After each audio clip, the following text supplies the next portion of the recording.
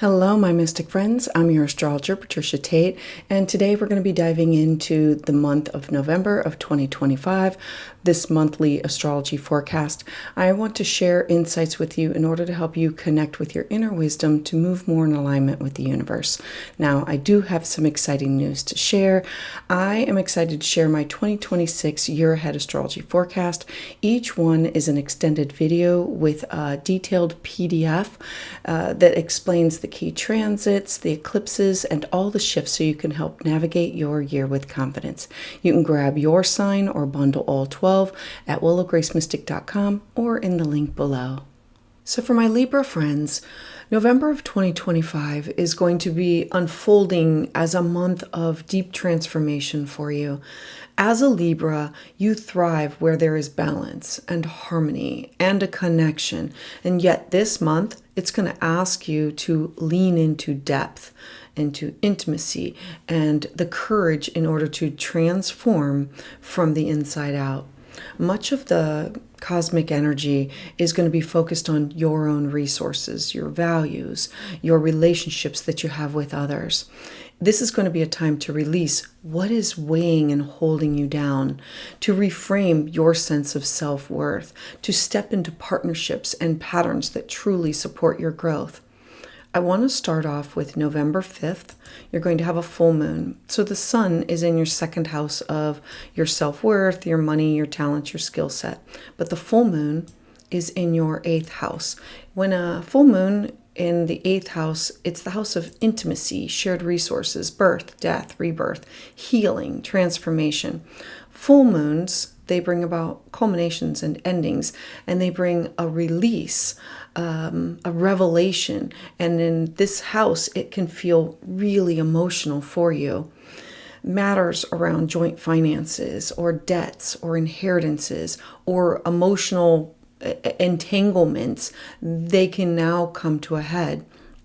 For you, Libra, this lunation, it can really highlight possibly where you've been like holding on too tightly, whether it's money or it's relationships or fears that have kept you bound. It's always let go, let flow. Easier said than done. And so for this Taurus moon, it's asking you, it's to slow down, to examine where your stability is being blocked by attachment. And this can be to a person, place, or a thing. This is a chance for you to truly release these patterns of control, fear, these dynamics, in order to recognize that true empowerment, it comes when you let go of what no longer supports that growth. Now, 2 days later, we're going to have Uranus enter into the sign of Taurus. So Uranus here, it's now stationing retrograde, and it's shaking up your 8th house once again. Since Uranus was here for years, and then earlier it moved into the sign of Gemini just to test out the waters. When a planet retrogrades back into a sign, it's its last final hurrah to finish what it had started. And so for you, this is calling for liberation within your relationships of intimacy and control and trust and resources. This return, it might bring unexpected, shocking, revelatory changes within your finances, within your partnerships, or the way that you share yourself with other people. Uranus, think of it as a lightning bolt. It's always shock and surprise, but the goal is to liberate and to offer freedom. And so it's looking at the people, places, and things that you share yourself with. So there can be sudden revelations that could change how do you approach vulnerability, control, and trust. Now, on the same day, we're going to have Venus in a square with Pluto in Aquarius. Now, Venus is in your second house. Squares are always hard aspects that ask us, they make us uncomfortable in order to push for change. And so this happening on the same day, Venus being in your second house of money and values and self-worth, And it's in a square with your fifth house of creativity and lovers and romance and joy and children and your own inner child. There can be tension that can come up between your desire for pleasure and your need for stability. There can be power struggles that emerge within love or financial matters that are tied to possibly creative projects or your investments. This invitation is here to ask you to avoid manipulative dynamics and instead lean into authenticity for the transformation. Venus in Scorpio is deep and it's intense. It's probing. And Pluto will accept nothing except for the raw truth. It wants to transform, grow, and evolve. So this happening on the same day can be intense, but it's to push you forward for release, let go, and evolution. Now, on the very next day, Mercury Retrograde is going to happen. So we have Mercury in the sign of Sagittarius. And this is your third house of communication. Mercury rules over your thought patterns, the communication, learning. This is your local environment. And so Mercury now retrograding, there's old conversations between you and neighbors and siblings and friends. They can now resurface. There can be misunderstandings that need to be resolved, or you might revisit like an old subject or a class or a study, a workshop. This is the third house is the house of what is in your close proximity and learning and closer to home. And so for you, Libra, this retrograde is truly saying, I invite you to reflect on the way that you use your voice. Are you speaking with clarity? Are you scattering your words without intention? This will be a chance for you to refine your communication skills. And that means in person, email, phone, text, blog, all forms of communication. A chance for you to repair misunderstandings, to reconnect with your siblings or your neighbors or with people within your local community that you would see on a daily basis. Now, just 2 days later, I want to continue the story. We now have Jupiter stationing retrograde. Now, Jupiter is the planet of abundance, gifts, opportunities, and it's in the highest part of your chart. Your 10th house is your career, your job, your reputation, your responsibilities. And so normally Jupiter wants to expand these opportunities, but when it's retrograde, it pulls the energy inward. Normally, this is you finding yourself like pausing and reflecting on what is my professional path? What is the legacy that I want to leave behind? You possibly reconsidering your goals. They're rewords, rethink, revise, reevaluate, realign, or revisiting old ambitions that truly once mattered to you. For you, my Libra friends, this is a karmic invitation to realign your career with your deeper sense of soul and purpose. This is not about rushing outward for success, but it's asking you, what kind of legacy do I want to create and leave behind? Now, I want to move us forward just a few more. And on the 18th of November, we're going to continue the story of Mercury. Now we're going to have Mercury, all these retrograde planets. Mercury is now going to dip into the sign of Scorpio, and there will be a lot of things going on. So Mercury, when it slips into Scorpio, it will continue its retrograde into your second house of money and cash and values, talent, skill set. Here is where all of your financial matters, they will be up for a review. Old bills, old income sources, budgeting issues, all of these themes, these topics, they come to the surface. It's a redo. So more deeply, this retrograde, it asks you to reconsider, how do you define your worth?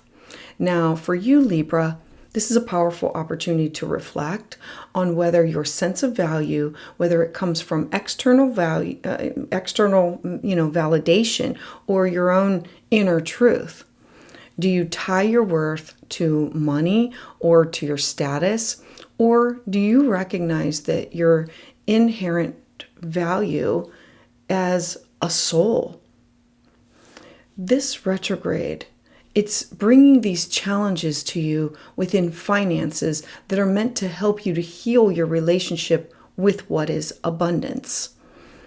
And then the very next day, we're going to have the Sun-Mercury conjunction. So the Mercury will be in the heart of the Sun. This is like the aha moment. And we're going to have a Scorpio new moon. So this is probably, I think, is one of the most significant days of the month. On November 20th, your second house is going to be illuminated to have this moment of clarity around your values, your resources. There can be this breakthrough in your self-worth or a sudden realization that comes to you about your finances that now just, it can be like, it'll just like arrive like, aha, I finally get it. I see it. All the puzzle pieces are here. This is what I can do with it. Now, this is also aligned with a new moon. This activates fresh start, clean slate, new beginning. This will be a time for you to set these intentions of building more stability, that is security, that is rooted in your truth. For you, Libra, this lunation is more than money. This lunation is about you reclaiming your power and how you define your self-worth. What do you value the most? What makes you feel secure? This new moon, it invites you to plant these seeds for abundance that reflects your own authentic self. I'm excited about, like, mark this one on your calendar. Now, the very next day, we're going to, let me move this forward, have Uranus sextile to Neptune. Uranus is at the 29th degree and in a harmonious aspect with Neptune. So 29th degree is an anaretic degree. It's about endings and culminations and closures. And a sextile is a harmonious aspect. So now we have all of this forward momentum, but these are going back and asking us to revisit some of these topics so we can move forward with clarity. And so Uranus in your 8th house of shared resources and Neptune in your house of health and wellness and daily habits. This is a supportive transit that's inviting you to bring imagination and compassion into your daily life. It's making yourself a priority, particularly as they connect with intimacy, your healing, or within your connection with other people. For you, Libra, this aspect, it can open up doors for creative and spiritual approaches to work and wellness because the 6th house is alternative healthcare and healing practices and modalities. Perhaps you feel inspired to maybe share your gifts with others because this is the house of giving of service to others, to support other people, or to explore holistic ways of balancing your mind, your body, your soul. Trust your intuition at this time. It's here to guide you to these opportunities that maybe you just wouldn't have considered before. My Libra friends, November of 2025 is this month of a realignment, particularly around your values, your self-worth, your resources, your skill sets, and the way that you share yourself with other people. The Taurus full moon and Uranus in your 8th house, it's bringing up a release, a let go, a transformation within intimacy and finances. Mercury Retrograde is drawing your attention to the way that you communicate, and it's asking you to communicate your self-worth. Know your value, know your worth. And then Jupiter retrograde is encouraging you to go within and to reflect on what is your career path and is it aligned. that new Scorpio moon with the sun and the moon and Mercury, Cazimi, this is a very powerful opportunity for you to plant seeds of abundance and to step into greater self-confidence with your money, your second house of self-worth. And the Uranus and Neptune sextile, it's just here to remind you that healing and compassion, it can help you to transform even in the most practical aspects of your daily life. So for you, Libra, this month is about reclaiming who you are, realigning all of your resources, and transforming the way that you connect with others and with yourself. So Libra, a mantra for you can be, I honor my path as infinite and unshakable. I release what no longer serves my growth, and I plant seeds of abundance and love and sustainability that reflect my true self. So for my Libra friends, thank you so much for being here. I'd love to hear your thoughts about this in the comments below.